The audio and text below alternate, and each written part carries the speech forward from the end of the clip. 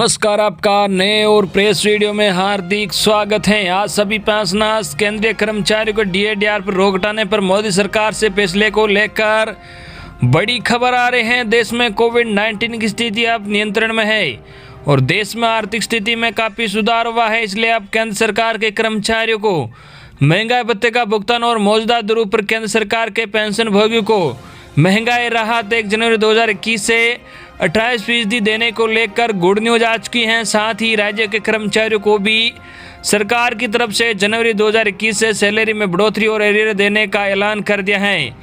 वही इसी के साथ कुछ और भी बड़ी खबर है जो आपको इस वीडियो में देखने को मिलेगी, तो बने रहे वीडियो को लास्ट तक और जानिए महत्वपूर्ण खबरों को सबसे पहले।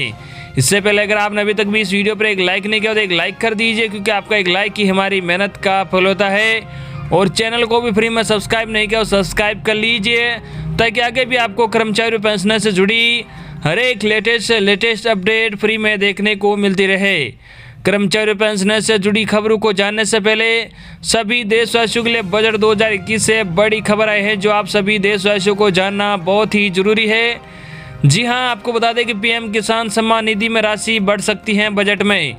जी हाँ, खेती किसानी के मोर्चे पर देश के कई हिस्सों के किसानों का विरोध झेल रही सरकार बजट से उनका मन मोह सकती है। सरकार का मानना है कि कोरोना के बाद खेती किसानी क्षेत्र भी नए तरह की समस्या से जूझ रहा है।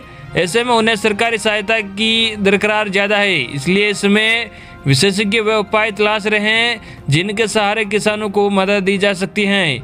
इसी क्रम में हो सकता है कि प्रधानमंत्री किसान सम्मान निधि की राशि में इजाफा कर दिया जाए। वही केंद्रीय कृषि मंत्रालय से जुड़े अधिकारियों ने का कहना है कि अगले महीने पेश किए जाने वाले आम बजट में किसानों के लिए कई महत्वपूर्ण घोषणा हो सकती हैं।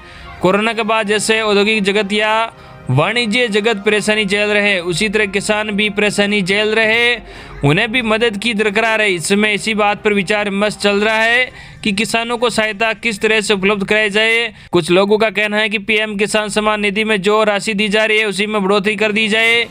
इस पर भी अभी तक कुछ तय नहीं हुआ है। क्या है किसान सम्मान निधि योजना? जी हाँ, प्रधानमंत्री किसान सम्मान निधि भारत सरकार एक महत्वपूर्ण योजनाओं में से एक योजना है। इसके जरिए छोटे और सीमांत किसान जिनके पास 2 हेक्टेयर से कम भूमि है उनको आर्थिक सहायता प्रदान की जाती है। इस योजना के तहत सभी किसानों को न्यूनतम आय सहायता के रूप में प्रति वर्ष 6,000 रुपये मिल रहा है।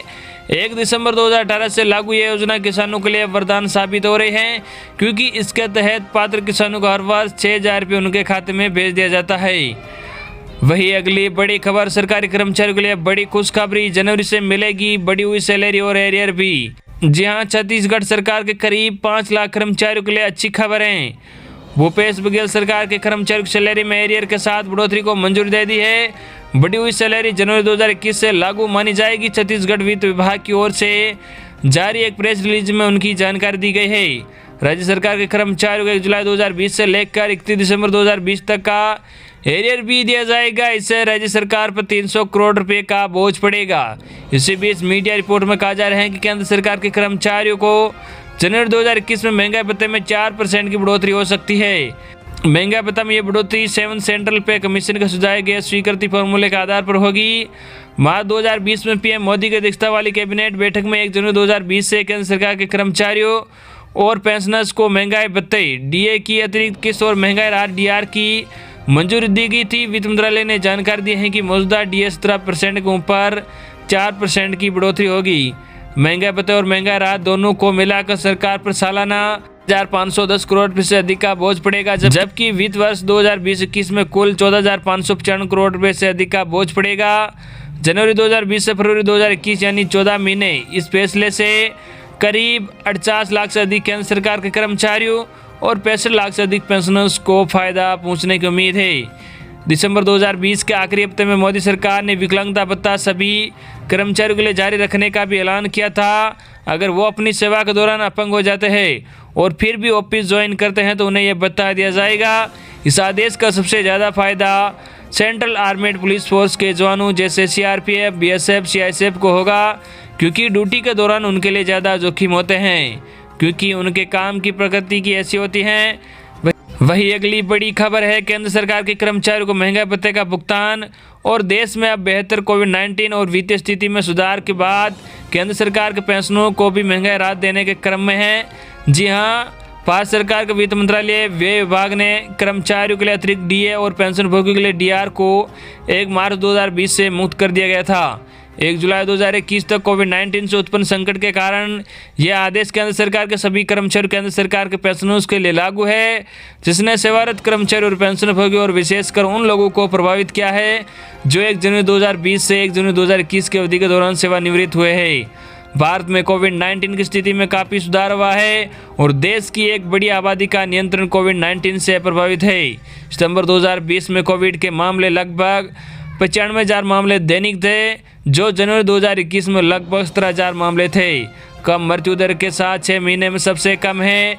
अप्रैल से मई 2020 की स्थिति की तुलना में देश में आर्थिक स्थिति में भी सुधार हुआ है, जहां औद्योगिक उत्पादन -57% तक गिर गए थे और अक्टूबर में +3.6% पर पहुंच गए हैं। इससे अब औद्योगिक उत्पादन में बढ़ोतरी के साथ सुधार हुआ है। देश की वित्तीय स्थिति पिछले 4 महीनों में जीएसटी संग्रह ने सकारात्मकता दिखाई है। जी हां, मार्च 2020 में 93,597 करोड़ रुपए का जीएसटी संग्रह किया है। वही सरकार ने सितंबर 2020 में 95,480 करोड़ रुपए का जीएसटी संग्रह किया है। वही अक्टूबर 2020 में 1,05,155 करोड़ रुपए जीएसटी संग्रह किया है। वही नवंबर 2020 में सरकार ने 1,04,963 करोड़ रुपए जीएसटी का संग्रह किया है। वही दिसंबर 2020 में सरकार ने 1,15,000 करोड़ रुपए का जीएसटी संग्रह किया है।